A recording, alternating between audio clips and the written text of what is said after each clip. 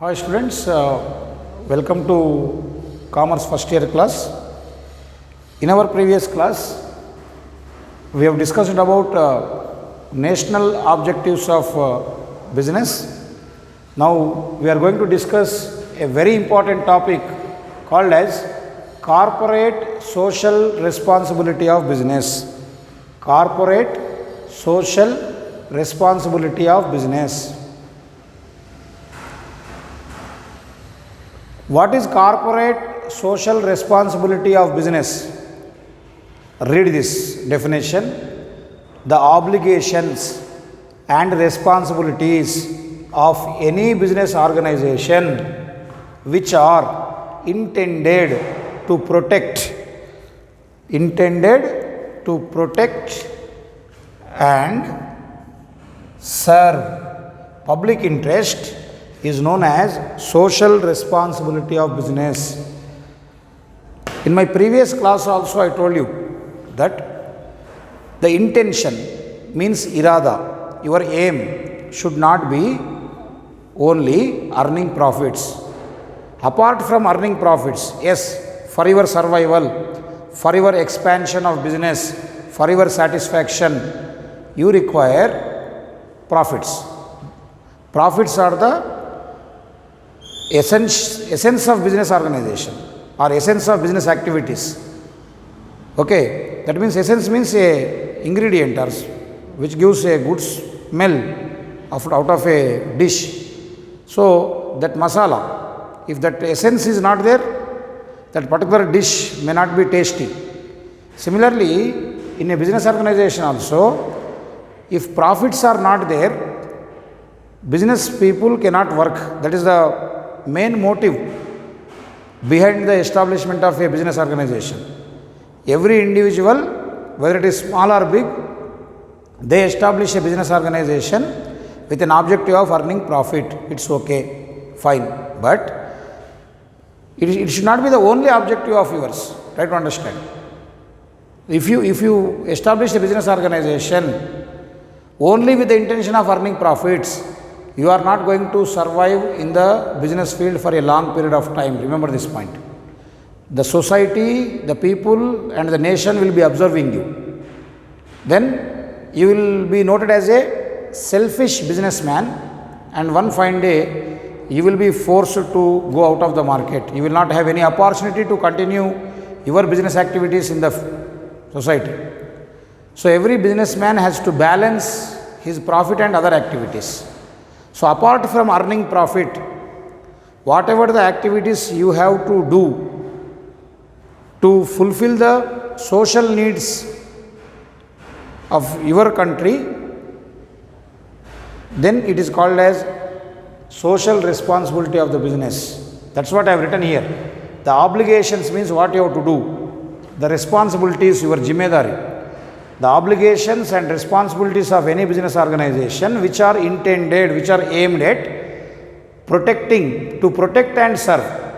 What we have to protect? Public interest. Means who are the public here? The society, the people. That means the customers. Customers, employees, government authorities. Okay, all the people in and around you are the public. So you have got a great responsibility towards all the people in your surroundings. You are dealing with your employees, you are dealing with your owners, you have got some employees in your organization, you have got some managers, some are the owners, you have to deal with government authorities. Clear? You have to look at the environment in which we are working, we have to think about the pollution. That is what called as public interest. Public interest means which are beneficial to the common people. The things which are good for the public are called as public interest. Public never like the damaging things for them. Always people expect good things for them. So the good things what you have to do towards the society is called as social responsibility of business. So how we can discuss what is social responsibility of business? We have gone through the definition. It is the book definition. But really how a businessman can fulfill his corporate social responsibility. Suppose if I am a lecturer, after certain number of years if I establish a college, so what is my social responsibility? What I have to do? In order to fulfill my social responsibility, what I am supposed to do? That can be discussed in the following 6 points. First one is responsibility towards owners. Responsibility towards owners. Who are the owners, ma? The people who have given money to establish a business organization are called as owners. In the future, you will be learning all this about owners and lenders and creditors, etc. In future, we have got various lessons called Business Finance 1 and 2. Owners. Who is the owner? The person who has provided capital to start a business organization or to start a business.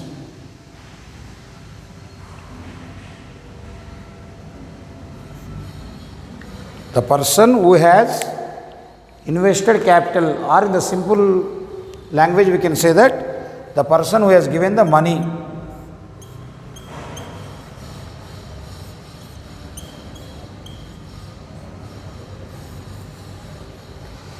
Suppose say, if I have to establish a college, say I require 20 lakhs.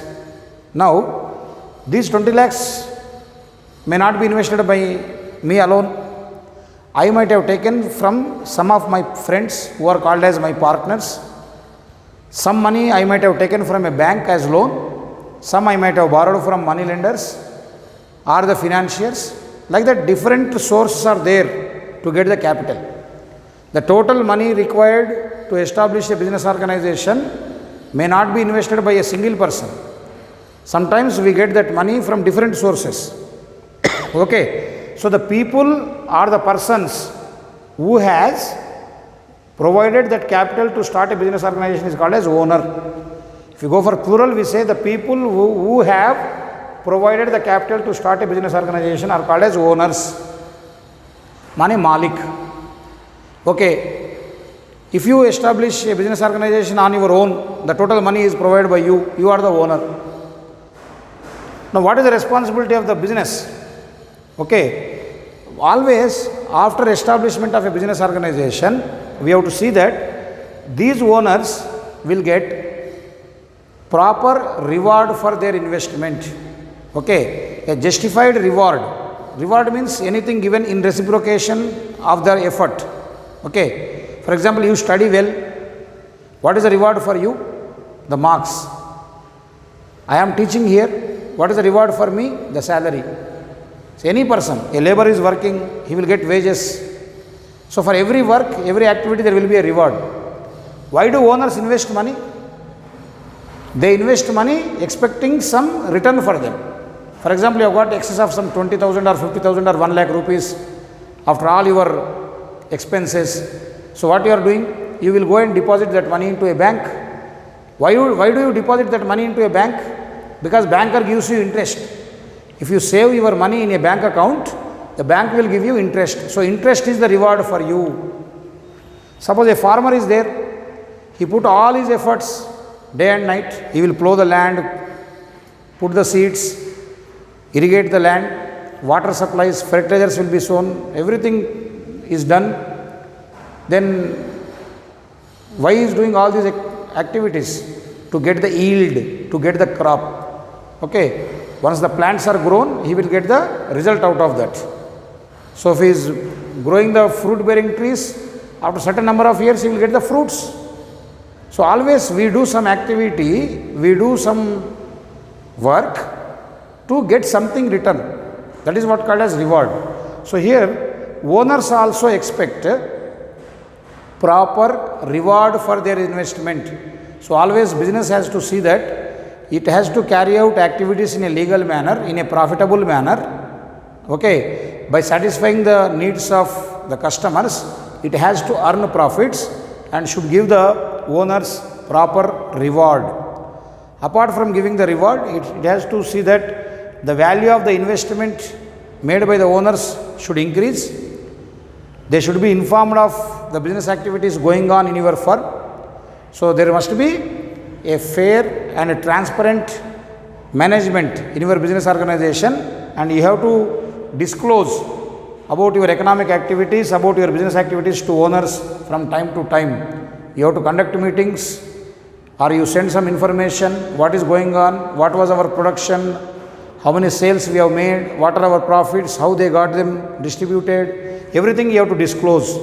So you have to be fair towards your owners. That is the responsibility towards owners. Next, responsibility towards employees. Even yesterday we have discussed it. Who are the employees, ma? Employees are the people who are rendering their services to our organization. They are working for the success of the business organization. So when they are rendering services, it is the responsibility of the business to see that the employees are safe, employees are given fair remuneration, their families are good. So always we have to work for the employee welfare. How can we work for the employees' welfare? Means give them salary at a right time. Give proper salary according to their work. Think about the needs of the employee's family, and always try to give some share out of the profits. Not like that. We see many times bonus, etc. Means you see, you recognize these services. Overall, what you do is, you give an impression to the employee that the organization is with the employee. Whenever he is in trouble, you help him. Okay, give him the job security. Always try to help him to improve his skills. Don't make him fixed at a particular position. Suppose if a person joins in your organization as a clerk, so provide him better knowledge and see that he will become a manager. So elevate him, take him to the higher positions. How can you take him? You give him the opportunity to learn. You provide him training. You give him the chance to prove his skills. Like that you can elevate the employee from lower level to higher level. So give an opportunity to improve his skills by providing proper training and proper opportunity to work. See that your employees are getting the salaries and other benefits on time. Their families are taken care of. Okay, and overall employee has got the job security. What is job security? Try to understand. An employee should not feel that how many days I am going to work in this organization. That doubt should not be there. Always employee has to feel that as long as I am working, my job is safe. I am not going to be removed by this employer. That should be the feeling. Then only the employee can work with peace of mind. Otherwise there will be some tension. If employee feels that I am working in the month of September, whether my job may be there in this college or not in the October, means he will not be giving his 100% efforts. Okay, always the employer has to ensure employee that employee's job is safe. That's why you see many people in society, they try to get government job. Okay, why do people opt for government job rather than private job? Because private job is insecure. We don't know how many days and how many years we continue in that job. If employer is not satisfied with our services, or even we are not satisfied with the employer, the agreement is broken. We will come out of that organization. There is no permanency in our working nature. There is no guarantee of your salary. For example, you see in the recent pandemic, COVID pandemic, many of the private employees are thrown out of their jobs. They are not paid salaries. So what they are doing? The employees, particularly private teachers and private lecturers, are crying at their homes because they are not given the reward, because it is a private organization. On the other hand, you see the government organization, job security. Even though the employees were not working, at least 50% of the salary was paid by the government to the government teachers for few months, and now it is paying full salary. So government teachers are safe. That means they have got the job security. They need not worry about the job.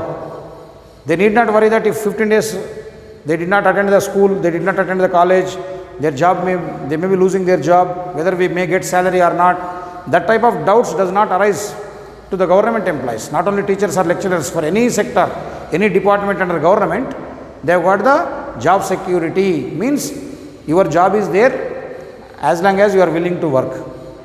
The employer cannot terminate you without any proper reason. But in private organizations, there is no job security. It means employer can remove you at any time or you can leave at any time. There is no proper bondage, lifelong bondage is not there.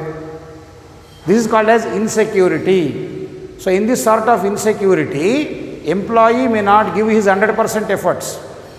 So that is the reason what we have to do as an employer, even in the private sector also, we have to ensure the employee that yes, we are going to retain you. As long as your services are good, your working is good, you will be working with our organization, and don't worry about the job, your job is there. So give such assurance, give guarantee of his job, then he will be working with peace of mind that ultimately leads to the maximization of production of your firm. Next, responsibility towards suppliers means suppliers are the people who provide you material. Suppliers are the people who provide you material. For example, I want to manufacture these shirts. So in order to manufacture the shirts, I want the cloth. So somebody has to supply me cloth. Then I can make the shirts. Then I can sell them in the market. So the person who provides me the cloth is called as a supplier. For example, I am the furniture maker. I am a furniture manufacturing company. I require that wood, that iron pieces. So if someone does not supply me that material, I cannot make furniture. Okay. For example, if you take a optician, he has to make these specs. Okay. So someone has to supply him the lenses. Agar ye lens supply nahi kare, if this is not supplied, the ophthalmologist cannot make the specs. So the person who provides the material is called as a supplier. Now what happens? What is your responsibility towards that supplier? See that you follow true and fair conditions. That means there will be some agreement that after supplying of material, money is to be paid within 15 days, or whenever you are returning the goods, some conditions are to be followed, like the safety of goods, transportation facilities, storage. All these conditions will be discussed between the supplier and the business organization. So we have to follow those rules properly. Terms and conditions are to be discussed and they are to be followed in a proper manner. Once the goods are supplied by the supplier, when you use them for your production, then at a stipulated time you have to make the payment. Don't trouble the supplier for making the payments. So as soon as you get your money and the time period is there, according to the time period, you make the payment of money, whatever the due you have to pay that to the supplier. This way, there will be a good relation between the supplier and you. So it will be a continuous process. You will be taking material from him and then paying the money at a later date. If you are not fair towards your supplier, what happens? This chain will be broken. Next time the supplier will not pay you. Okay. So that is the reason your responsibility towards suppliers is always ensure that true and fair terms are discussed and followed. You make sure that the payment is made on time and be honest to your supplier. That sometimes we see that after receiving the material, they blame that the material is not good or this was in damaged condition, like that. So don't try to cheat the supplier. That is your responsibility. Next, social responsibility towards customers. Okay, very simple, ma. What do customers expect? Okay, not for the product, even for the service also. What do customers expect? Customers expect the quality of the product is good. Always customers expect quality of the product is good. And the commodity is supplied at the right time. Whenever they want, they wish that the product is supplied to them at an appropriate time whenever they want. Means, as per the promise made by you, suppose you have taken the order, you said that by 20th September your commodity will be given. So you have to supply that. For example, you go to a designer boutique, there is some function on 25th of September in college, some function is there. You went to the designer boutique and you have ordered a dress for the party. So it is the responsibility of that shopkeeper that it is supplied, it is given to you well before the 25th. Suppose he has promised that it will be given on 23rd of September. So he has to give. If he doesn't fulfill that commitment, naturally we are not satisfied. So a customer will be satisfied when he is given the quality product at the right time at a reasonable price. So we look at the quality, we look at the price, and we look at the time. So always the business community has to ensure that the goods are made available within the reach of the customers. Varieties of goods are supplied at different prices, because everyone cannot afford the high quality goods. Somebody may require cheaper goods, somebody may require higher goods, somebody may take it medium quality goods. So according to which, so you need to see that various varieties of goods are made available to the society, and you are providing those goods at reasonable prices. Then responsibility towards government, even the other day only we have discussed it. So whenever you establish a business organization, see that all your activities are known to the government. Don't cheat the government by not writing the accounts, by not paying the taxes, by not informing them about the business activities. So what you are doing exactly, whether you are manufacturing markers or guns, whether you are making textiles or bombs, everything should be known to the government. How they come to know? You have to publish proper reports. You have to maintain good relation with the government. Whenever the government makes changes of some rules, you have to obey them. You are not supposed to disobey. Government cannot do that. I will be doing according to my own wish. You are not supposed to say this. Whatever the rules amended by the government, you have to follow.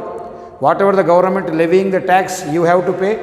Any due to the government, you have to pay on time, so that government again utilizes that money towards the development of society. So always you have to maintain cordial, friendly relationships with the government.